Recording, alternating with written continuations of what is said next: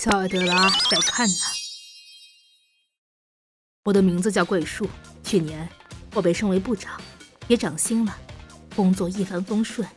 但是家里的妻子和女儿都很讨厌我，一直嫌我是多余的。这是中学生的女儿，只要我一跟她说话，倩倩呀，哈，烦死人了！你可不可以不要跟我说话？如果是抱怨我还是骂我也就算了，但现在根本就是当我不存在。我找妻子商量也是，她现在就是那样的年纪呀，每个家里的中学生不都这样吗？女儿对我恶语相向，妻子只是一笑而过，一直持续着这种情形。有一天我回来了，爸爸怎么会这么烦人呀？说真的，我根本不需要他。妈妈对他也没有感情了呀，可是他赚的可不少呢，忍忍吧。真是的，唯一的优点就是会赚钱，真希望他把钱拿回来以后就去别的地方。你看这个包包很好看吧？好棒哦，好可爱！你又买了呀？对呀，因为除了新色款，反正是用你爸爸的银行卡刷的。我也想要啊！我知道了，你要带着这个包去和立吉叔叔约会对吧？每次都带一样的包，一点都不时髦呀。而且我还送了同一个牌子的钥匙包给他呢。如果像立吉叔叔这么说的人是我爸爸就好了。这周六我要去约会哦。啊，那我又要跟着那家伙看家呀。乖，我会煮你最爱吃的寿喜烧给你吃的，你爸爸就吃泡面算了。这是我的内心，好像是有什么东西崩塌了。对那两个人来说，我只是个赚钱的工具而已。女儿也知道妻子在外遇的事实。是哦，难怪最近老是晚上不在家，原来是外遇。他买给出轨对象的东西，应该也是用我赚的钱买的吧。又过了几个月后，毕业典礼呀，公司里应该也没什么事，爸爸也可以去参加吗？你也不用特别去参加呀，那孩子也说不希望爸爸来参加呢。如果你还来，那孩子不是很可怜？这样呀，在这个瞬间，我下定决心了。然后毕业典礼当天，那我们走了哦。你先打扫卫生，然后洗衣服。我们会吃完中饭才回来，所以你自己找东西吃吧。今天这么值得庆祝，我早就预定了高级法国餐厅吃午餐呢。真的？太棒了！绿菊先生说他也会来，我们3个一起吃吧。好好吃哦！我一直都很想要这个名牌皮包呢，谢谢妈妈。没事的，反正付钱的是你爸爸。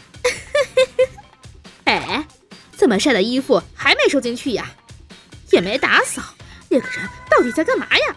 妈妈，这个放在那边的桌上呢。哎，这是什么意思呀？一直以来，我都在风雨无阻的工作，任劳任怨，而我一直认为，在生活上我也很重视你们，但对你们来说，我只是个不需要的存在。对于赚钱养讨厌自己的人这件事，我已经感到身心疲惫。被讨厌的男人养着的这件事，对你们来说应该也是很痛苦的吧？想离婚的话，我没意见。离婚？如果离婚了，我们怎么过像现在的生活呀？听说你也有新男朋友了，祝你们幸福。为了喜欢购物的你们，我已经把信用卡的名义换成了妈妈的名字，你们可以随心所欲的购物了。妈妈，这到底什么意思呀？以后我们要怎么生活呀？爸爸把工作辞掉了吗？公司那边也刚好在募集早起退休人员，所以我已经申请退休了。接下来的日子，我也要过自由的生活。祝你们安好。对了，妈妈，那就趁这个机会跟立菊先生再婚呀，这样也不用烦恼生活，还可以一直在一起呢。对哦，这是个好提议。喂，立菊先生，那个其实啊，好，跟你结婚，你在说笑吧？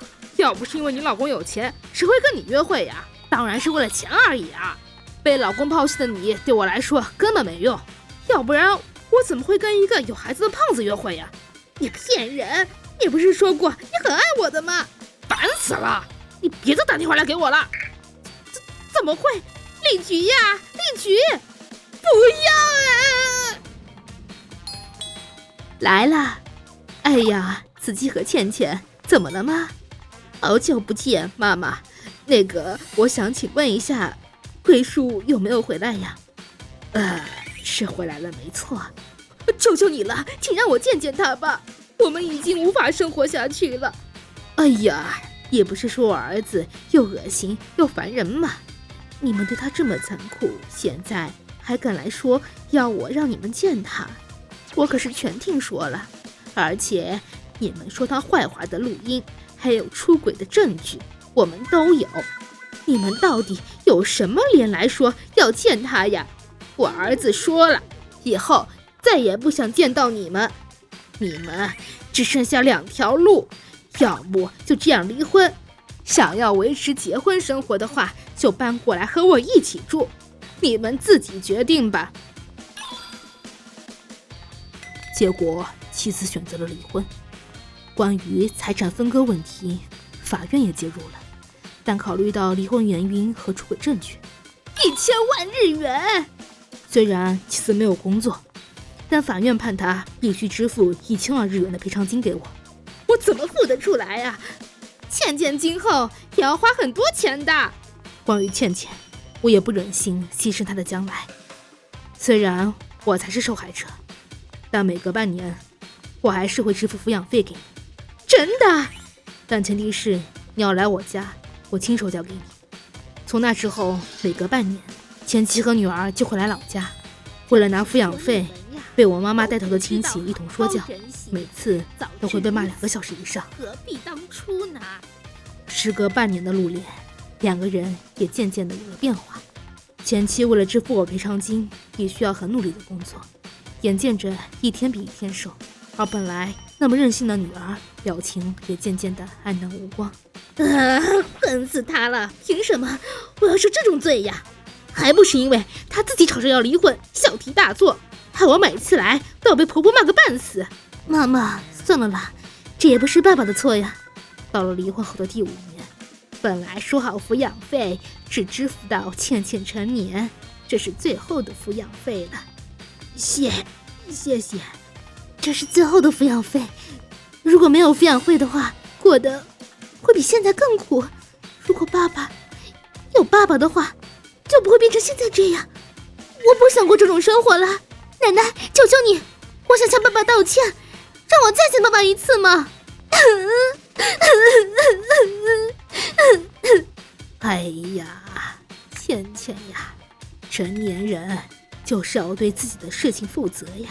你的路还很长，哭着道歉并不是真正的反省，你应该要检讨你的失败，然后再好好的想想今后该怎么生活下去。奶奶，那次是那2个人最后一次在我老家露面时的样子。离婚后，退休前公司的子公司又公用我去当管理人员，所以我的薪资对我这个单身者来说足足有余，我的生活也过得很好。从倩倩他们最后一次来老家以后，又过了几年，应该是在这附近呀。啊，有了，不好意思，今天我预约2点要前来拜访，我是艾德拉公司的。让您久等了，我来带您到会议室。爸爸，倩倩，我终于知道工作赚钱到底有多辛苦了。爸爸也是一直为了我们辛苦的赚钱，但我却不理解，还只会让爸爸伤心，真的很对不起。没有，都是以前的事了，你不用再介意了。不过以前你读书时一直都不想去打工的，现在竟然这么乖的好好工作，爸爸已经很满足了。工作上一定也会遇到困难，但你要加油。下次再跟你联络，我也差不多。等一下，爸爸，让我来付，拜托。但是你的薪水也还没多少吧？没关系，虽然我现在还只请得起家庭餐厅，但以后我一定会努力。到时候我要请爸爸去吃高级餐厅。这样呀，那你要加油哦。久违的女儿让我感觉到她成长了许多。如果你妈妈愿意，下次我们3个人一起吃个饭吧。真的吗？我很期待着女儿有一天会请我去吃高级餐厅呢。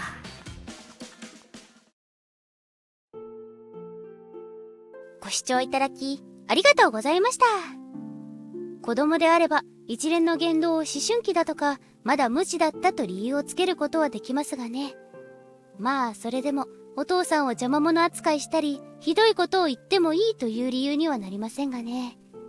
しかしながら自分がどれだけひどいことをしたのかと過ちを知り改心できることは偉いことだと思います。皆さんはどう感じましたか？コメント欄に書いていただけると嬉しいです。また不倫ダメ絶対と思った方、チャンネル登録と高評価をお願いいたします。